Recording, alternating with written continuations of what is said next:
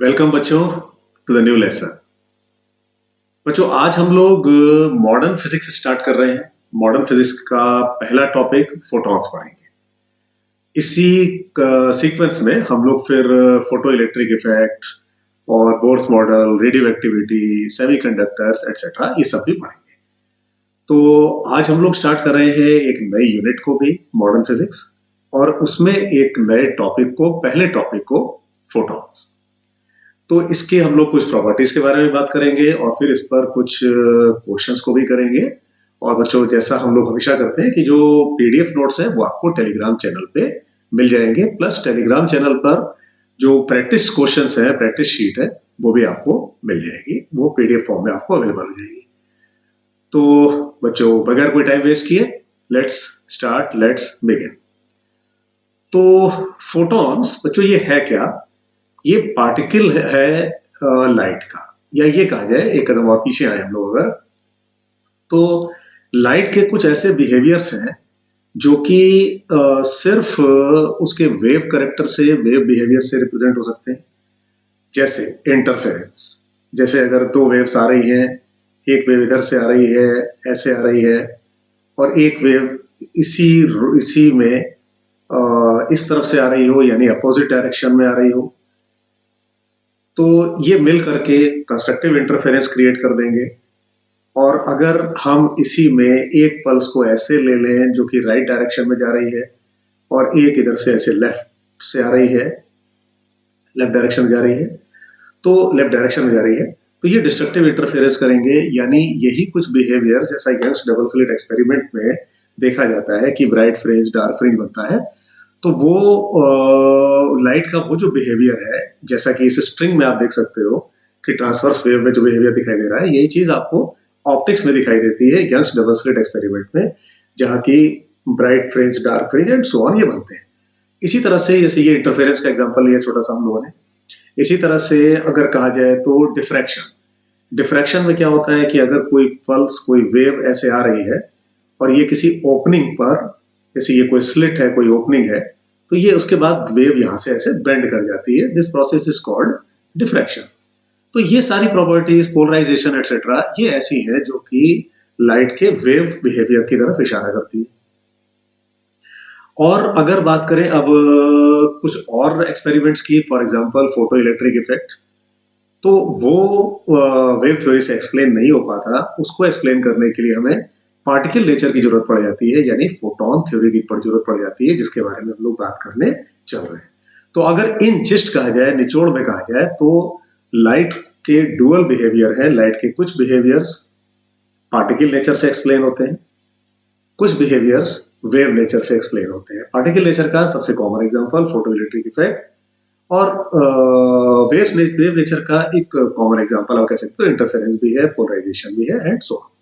तो फोटॉन्स है क्या? वो पार्टिकल ऑफ लाइट है। ठीक है, जैसे कोई बॉल चल रही हो, ये उसी टाइप से आप कह सकते हो, ये फोटोन उस एक तरह से कोई बॉल आ रही है, उसका पार्टिकल है। और हम लोग फोटॉन्स के बारे में, उसकी जो प्रॉपर्टीज हैं, उनको जो एससीवी बुक है, एससी वर्मा पार्ट 2 जो बुक है, उसमें जो उसके अकॉर्डिंग जो थ्योरी में जो लिखा गया है, जो उसके प्रॉपर्टीज के बारे में लिखा गया है, हम लोग उसको एक एक करके देखते जाएंगे और उसको एक्सप्लेन भी करते जाएंगे, समझते भी जाएंगे। चलो, अब ये आपके पास जो मैंने जो शेयर किया है आपके स्क्रीन पर, वो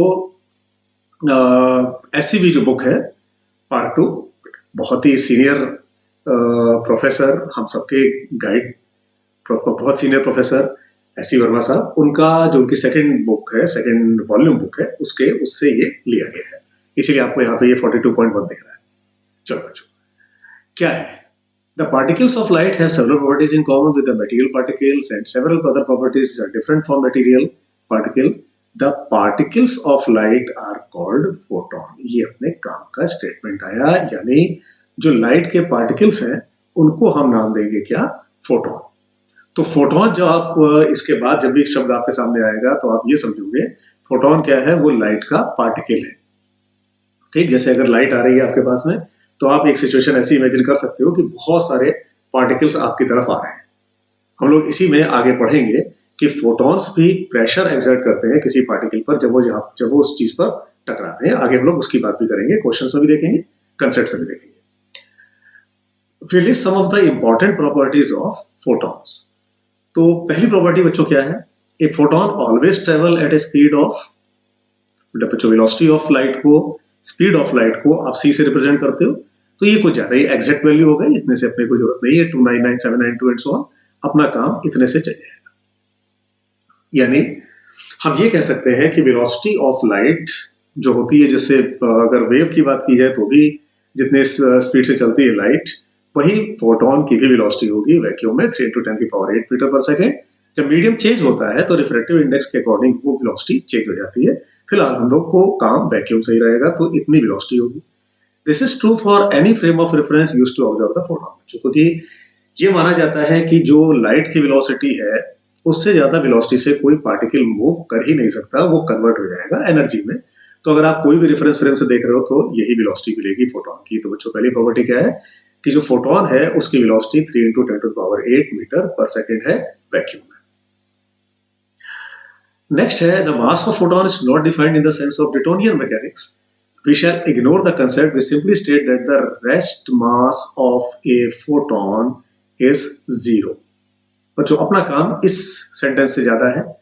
यानी अभी हम लोग जो क्वेश्चंस करेंगे, न्यूमेरिकल करेंगे, तो उसमें देखेंगे ये रेस्ट मास, मूविंग मास, इनमें क्या अंतर है, क्या डिफरेंस है। ये बात हम लोग अगर न्यूटोनियन मैकेनिक्स की करें तो उसमें नहीं आती, क्योंकि वहां अगर हमने ये कहा कि हम एक बॉल को ऊपर की तरफ फेंक रहे हैं, तो ऐसा नहीं है कि उस बॉल की का जो मास है वो मूवमेंट के साथ में चेंज हो जाए, वैसा नहीं होता। उतना हम लोग न्यूटोनियन मैकेनिक्स में उतना डीप में नहीं जाते, या उसके मास को हम लोग उसमें चेंज नहीं करते। लेकिन यहाँ ऐसा है, फोटोन के केस में ऐसा है। रेस्ट मास का बच्चों क्या मतलब होगा कि अगर कोई फोटोन रुका हुआ है, रेस्ट की कंडीशन में है, तो उसका मास 0 होगा। ठीक है, उसका मास कितना होगा? 0 होगा। अगर वो मूव कर रहा है तो उसका मास कितना है, अभी हम लोग आगे इस चीज को देखने वाले हैं। न्यूटोनियन मैकेनिक्स का मतलब यहाँ पर जो स्टेटमेंट ये कह रही है वो यही है कि न्यूटोनियन मैकेनिक्स में मास पर वेलोसिटी का इफेक्ट नहीं कंसीडर किया जाता। होता है m = m0, फिर नीचे रूट में 1 - v²/c², लेकिन उसे हम लोग यहाँ पे कंसीडर नहीं कर रहे हैं। कहने का मतलब यहाँ पर ये हुआ, each photon has a definite energy and A definite linear momentum. यानी जो भी फोटोन होगा, कोई भी एक फोटोन की अगर आप बात कर रहे हो, तो उसकी एक डेफिनिट एनर्जी यानी एक फिक्स एनर्जी होगी और डेफिनेट लीनियर मोमेंटम भी होगा। ये सारी प्रॉपर्टीज हम लोग फोटॉन्स की पढ़ रहे हैं। अभी आगे इसको हम लोग क्वेश्चंस भी यूज करेंगे तो और अच्छे से क्लियर हो जाएगा आपको। तो उसका अगर कोई फोटोन है, जैसे कोई फोटोन चल रहा है, मूव कर रहा है, तो उसकी अपनी कुछ डेफिनेट एनर्जी होगी, 1 जूल, 10 जूल, 1000 जूल, और उसका अपना कुछ लीनियर मोमेंटम होगा, मास इनटू वेलोसिटी वाला, यानी जैसे लीनियर मोमेंटम आप पढ़ते आए हो मैकेनिक्स में। Next, let E and P be the energy and linear momentum of photon of light, and nu, ये फ्रीक्वेंसी के लिए यूज हो रहा है, and lambda be the frequency and wavelength of same light when it behaves as a wave. then बच्चों अगर हम अब यहाँ पर वेव बिहेवियर को भी कंसिडर कर लें, मतलब अपने फोटोन की एनर्जी को निकालने के लिए, तो जो किसी भी वेव के लिए एलिमेंट्री जो फॉर्मूला होता है, ये न्यू जो है फ्रीक्वेंसी के लिए यूज हो रहा है। आप इसी को E = hf, जैसे कुछ बुक्स इसको फ्रीक्वेंसी को एफ से भी दिखाती हैं, तो मतलब किसी वेव की जो फ्रीक्वेंसी है वो अगर एफ है तो उस वेव की एनर्जी होगी ई। यहाँ बात हो रही है फोटोन की, आपने न्यू से दिखाया है फ्रीक्वेंसी को, और फ्रीक्वेंसी को ही आप लिख सकते हो c/λ, v = n λ या v = f λ वाला जो फॉर्मूला है। यानी यहाँ बच्चों ये ई क्या है? एनर्जी। एच क्या है? Planck's constant. प्लैंक्स कांस्टेंट बच्चों, प्लैंक्स कांस्टेंट की ये लिख लेते हैं एक अप्रोक्सीमेट वैल्यू। हम लोग को जो एग्जैक्ट डाटा है उससे कोई बहुत मतलब नहीं है, वो 6.63 × 10⁻⁻34 जूल पर सेकेंड, ये यहीं से आ रही है। ठीक है, तो ये फ्रीक्वेंसी की यूनिट पर सेकेंड, सेकेंड इनवर्स, तो ये joule into second, sorry joule into second, बल्कि इसको थोड़ा सा इरेज कर लेते हैं।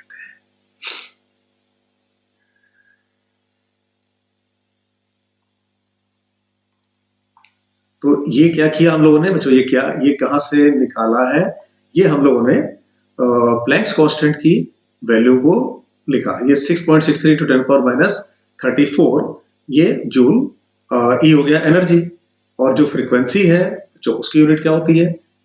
फ्रीक्वेंसी दैट इज 1/t, तो t सेकेंड, तो हम लोग उसकी यूनिट को जूल सेकेंड लिख सकते हैं। अब यहां से आप मोमेंटम को डिफाइन करते हो p equal to h by lambda, h by lambda, यही आगे हम लोग पढ़ेंगे डी ब्रॉगली वेवलेंथ में भी, और इसको हम लोग E बाय C से भी रिप्रेजेंट कर सकते हैं। इसको आप ऐसे भी समझ सकते हो कि जो ये मोमेंटम है, इसको अगर आप मास इंटू वेलोसिटी कर दो, तो यहाँ से आपको E इक्वल टू, अगर P की जगह पे mc रख दो, तो E equal to mc square वाला फॉर्मूला यहाँ से मिल जाता है। तो जो लाइट है उसका जो वेवलेंथ है वो क्या है, वो अगर लैम्डा है तो फोटोन की एनर्जी एच बाय लैम्डा हो जाएगी। फोटोन की जो फ्रीक्वेंसी है अगर वो एफ है तो एनर्जी एच एफ हो जाएगी। नेक्स्ट बढ़ते हैं आगे। H is a universal constant known as Planck's constant, और इसकी जो ये अप्रोक्सीमेट वैल्यू हम लोगों ने लिया था, ये अगर और ज्यादा एक्यूरेसी लेवल पर चले जाए तो ये 10 की पावर -34 तो रहता है 6.626। कैलकुलेशन में अपना काम 6.6 से भी चल जाएगा, क्योंकि हमें अगर अप्रोक्सीमेट आंसर मिल जाए तो भी हम ऑब्जेक्टिव में अपने आंसर को चुन सकते हैं। और अगर इलेक्ट्रॉन वोल्ट में कहे तो इतनी होती है अप्रोक्सीमेट वैल्यू से ही। Thus, all photons of light of a particular wavelength lambda has same energy hc by lambda and same momentum h by lambda।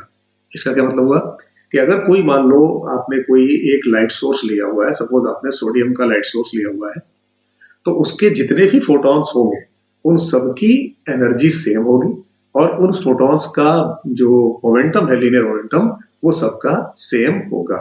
यानी ऐसा नहीं हो सकता कि सोडियम लाइट है तो आप उसमें कहोगे बहुत सारे वेवलेंथ हमको मिल रहे हैं या बहुत सारी हमें एनर्जीज मिल रही है। अगर एक पर्टिकुलर वेवलेंथ हमने फिक्स कर दिया कि भाई हमें ये लाइट इस कलर की चाहिए, तो अब उसमें जितने भी फोटॉन्स हैं उनकी एनर्जी भी सेम और उन सबका मोमेंटम भी सेम। नेक्स्ट, अब इस पर हम लोग क्वेश्चंस करेंगे तो ये कंसेप्ट्स और क्लियर होते जाएंगे। A photon may collide with a material particle, the total energy and the total momentum remains conserved in such a collision।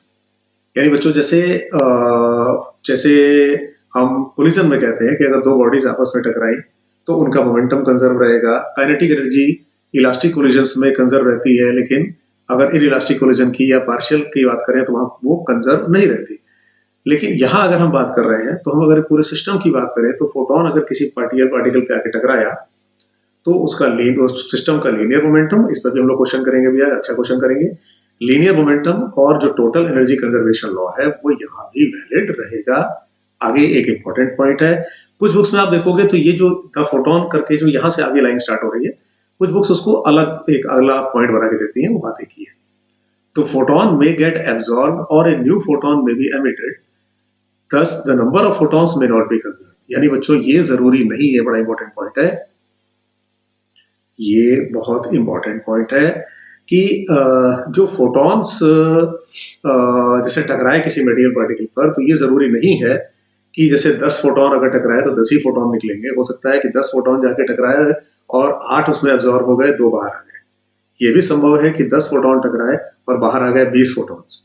यानी फोटॉन्स की जो संख्या है वो कंजर्व हो, ये कोई जरूरी नहीं है, ये जरूरी नहीं है। And it may not be conserved। ये बच्चों इंपॉर्टेंट पॉइंट है, इस पर थ्योरेटिकल क्वेश्चंस काफी फ्रेम होते हैं।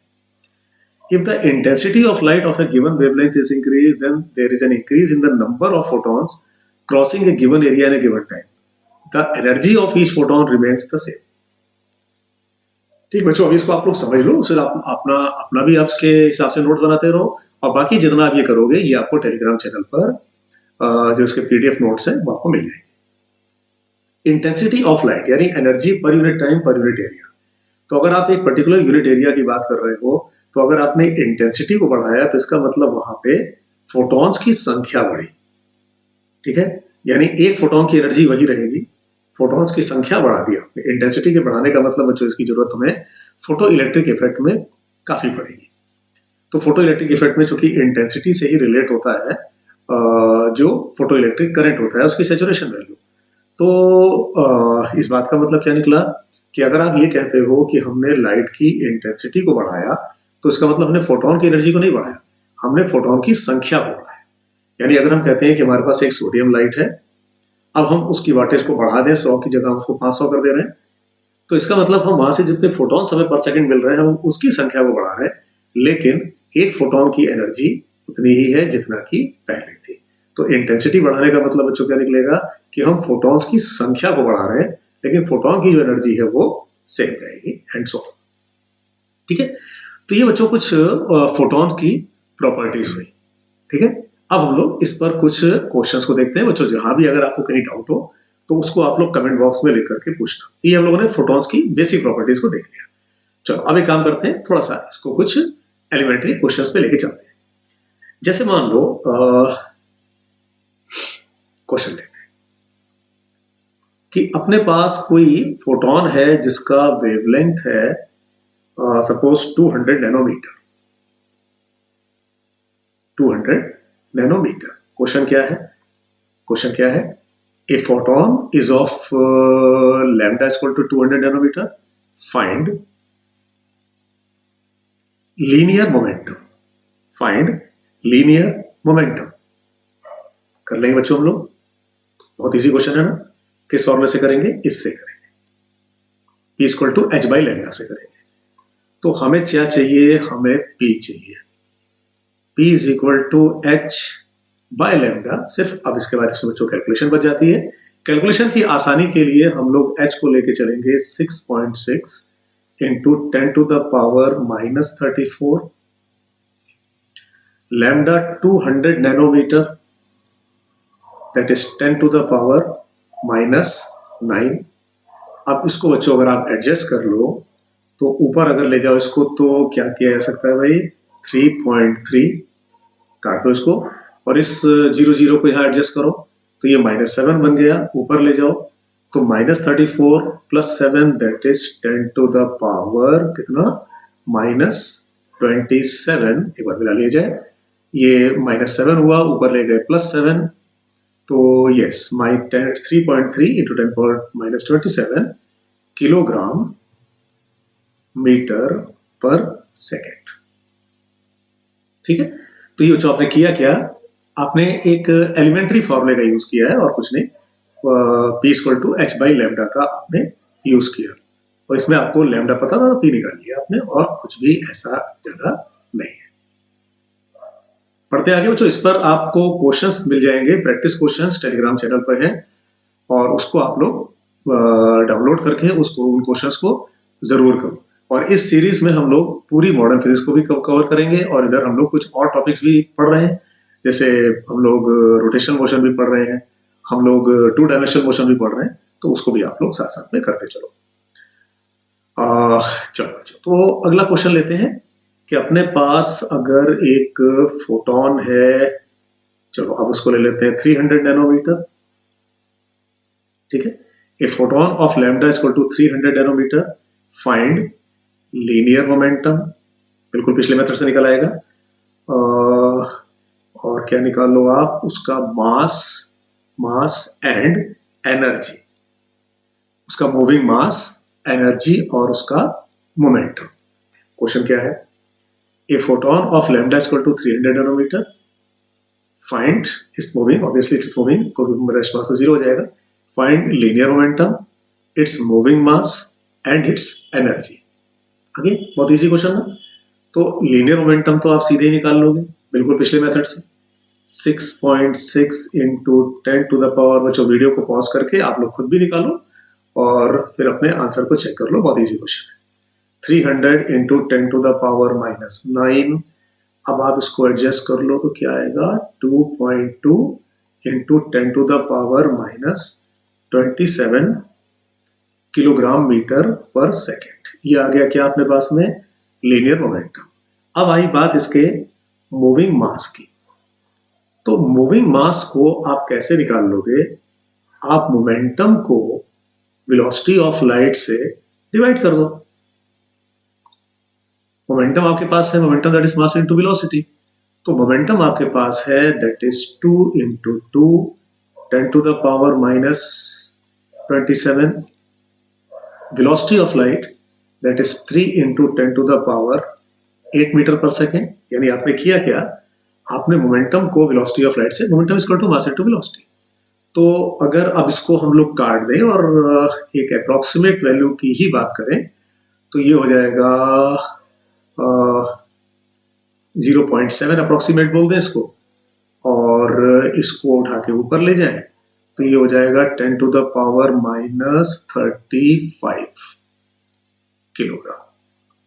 ये बच्चों कैलकुलेशन आप लोग चेक कर लो, अप्रोक्सीमेटली 0.7 और इसको उठा के आप ऊपर ले गए तो ये -8 बन गया, तो -27 -8 दैट इज -35 किलोग्राम।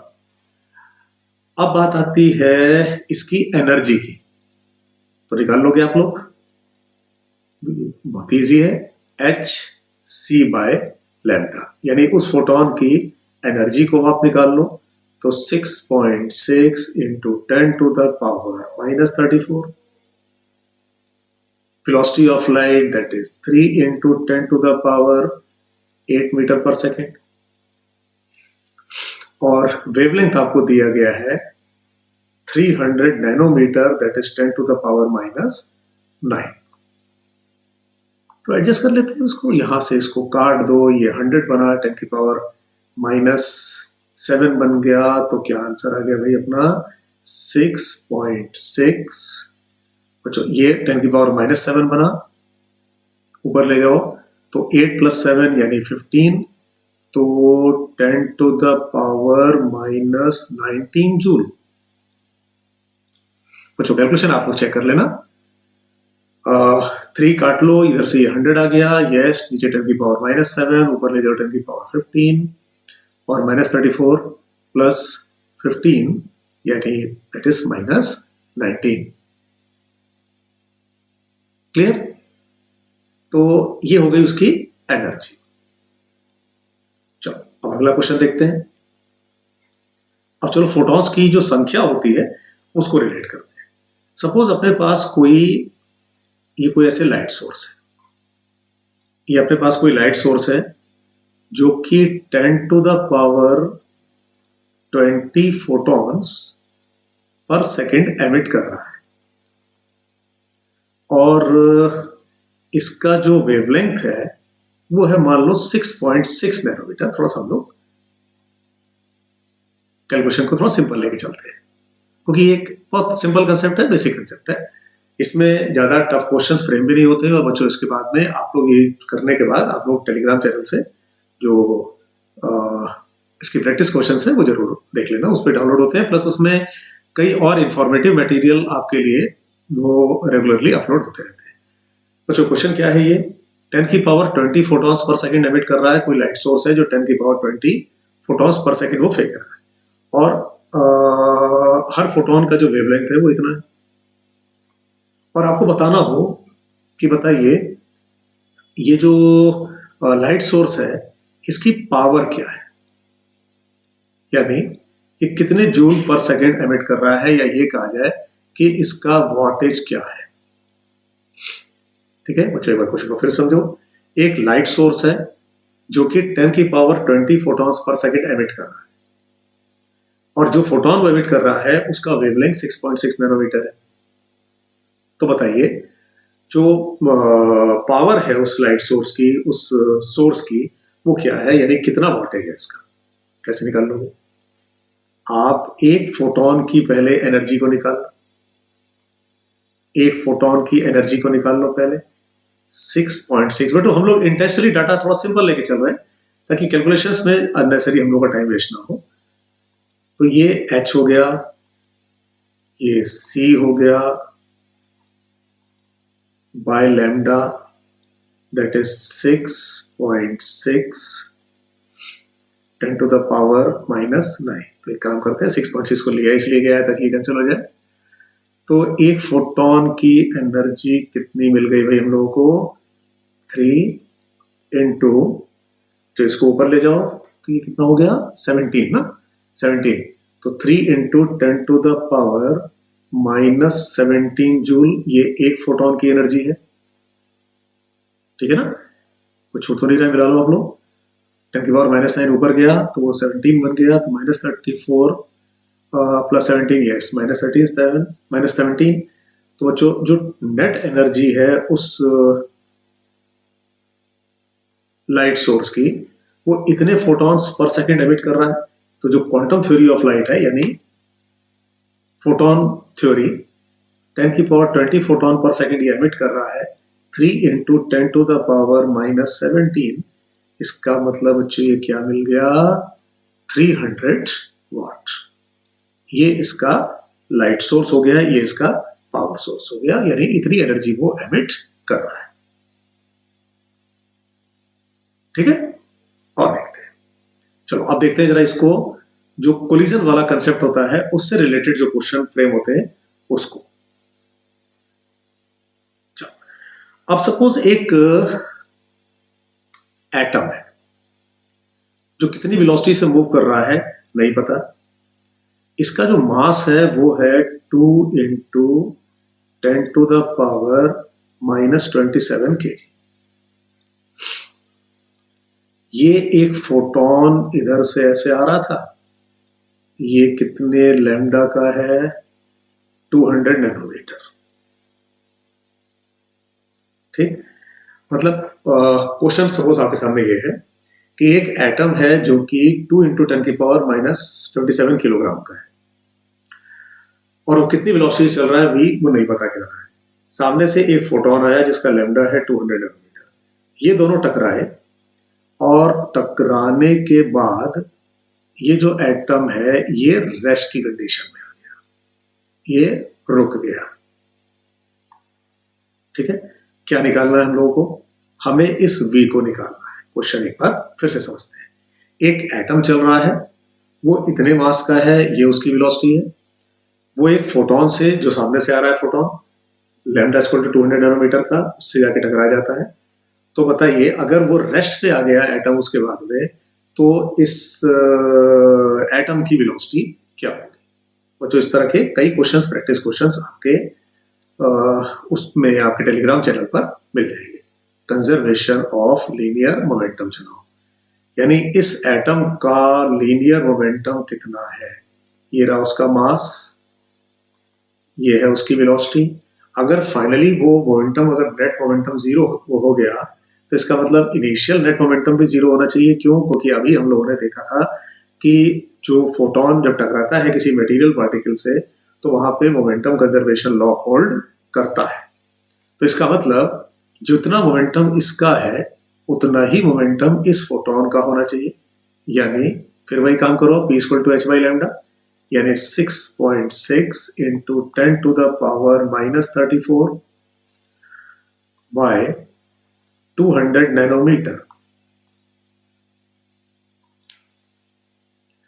अब बच्चों इसमें कुछ खास नहीं बचा था। ये राइट हैंड साइड में हम लोग को क्या मिल गया, इसको अगर हम लोग काट दें तो 3.3 10 टू द पावर, जो ये -7 हुआ, फिर उसको उठा के ऊपर ले जाओ तो -34 प्लस 7 दैट इज -27, यही ना, -7 हो गया, उसको उठा के ऊपर ले गए, यस 20 राइट हैंड साइड ही आ गया। लेफ्ट हैंड साइड में 2 into 10 to the power -27 into v ये है, तो इन दोनों को बच्चों इधर उड़ाओ, तो v आ गया तुम्हारे पास कितना, 3.3/2 that is 1.65 metre per second, यानी ये एटम इतनी वेलोसिटी से चल रहा था। ठीक है, ये चला लिया तुमने कंजर्वेशन ऑफ मोमेंटम, यानी ऐसे क्वेश्चंस में तुम कंजर्वेशन ऑफ मोमेंटम का यूज कर सकते हो। चलो बच्चों एक वैरायटी और देखते हैं क्वेश्चन की। अब सपोज चलो एक क्वेश्चन और देखते हैं कि अपने पास कोई लाइट सोर्स है जो कि सपोज 20 वाट का है। एक लाइट सोर्स है 20 वाट का, और वो 10 टू द पावर 18 फोटोन पर सेकेंड एमिट कर रहा है। इसकी 80% पावर लाइट एनर्जी में कन्वर्ट हो रही है,